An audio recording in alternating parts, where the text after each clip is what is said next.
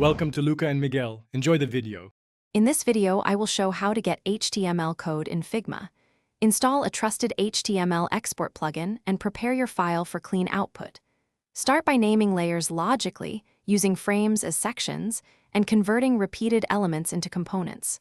Run the plugin and review the generated markup, adjusting class names or styles inside the plugin settings. Finally, copy the output, paste into your editor, and refine the HTML for production use. Start by cleaning your Figma file and organizing layers so the plugin can recognize structure easily. Rename frames to represent header, nav, main, and footer to produce semantic tags. Turn repeating elements into components so the exported HTML uses consistent classes and reduces duplication.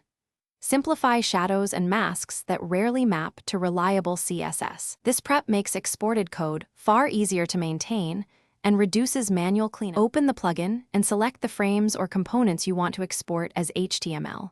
Choose whether to inline styles or create an external style sheet, and set options for responsive behavior and asset export. Preview the output inside the plugin, then adjust class names or layout settings if elements look off. When satisfied, export or copy the markup and linked CSS. Then paste into your project and test the layout across viewports for final tweaks.